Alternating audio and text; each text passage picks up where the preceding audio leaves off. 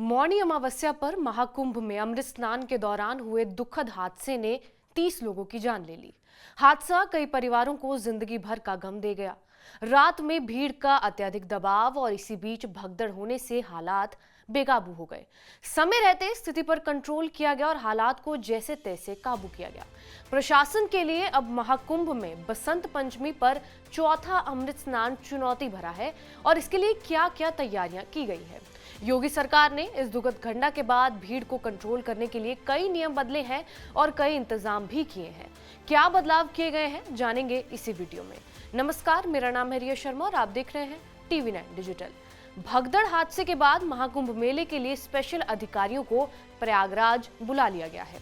2019 में आयोजित हुए कुंभ में अपनी सेवाएं दे चुके प्रयागराज में मंडल आयुक्त रहे UPCL के अध्यक्ष आशीष गोयल और इलाहाबाद विकास प्राधिकरण के VC रहे भानुचंद गोस्वामी को व्यवस्थाएं देखने के लिए महाकुंभ भेजा गया है।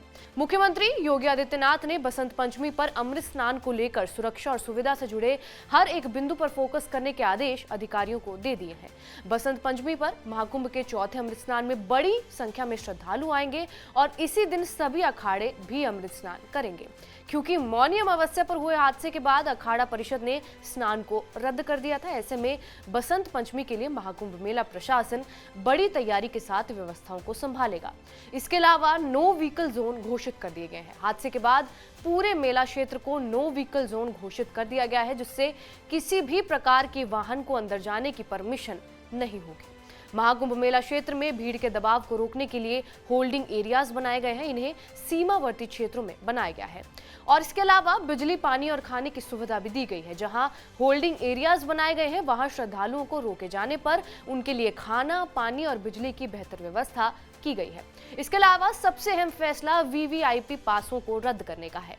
मेला क्षेत्र में अब VVIP पास रद्द कर दिए गए हैं। अब मेला क्षेत्र में किसी भी विशेष पास के जरिए कोई भी वाहन को एंट्री नहीं दी जाएगी। इसके अलावा बसंत पंचमी को देखते हुए शहर में 4 फरवरी तक 4 पहिया वाहनों की एंट्री पर रोक लगाई गई है।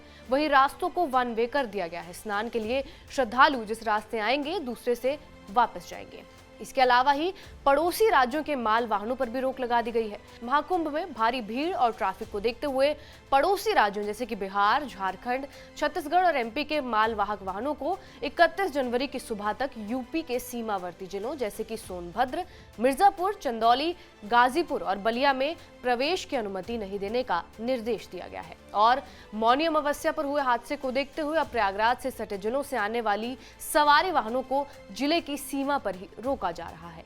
इसके अलावा डिजिटल खोया पाया केंद्र की संख्या बढ़ा दी गई है।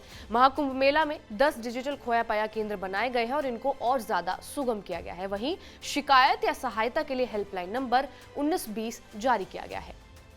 बहरहाल इस खबर के ऊपर आपकी क्या प्रतिक्रिया हमें कमेंट करके जरूर बताएं। बाकी देश और दुनिया की तमाम बड़ी खबरों से अपडेटेड रहने के लिए सब्सक्राइब करिए TV9 डिजिटल।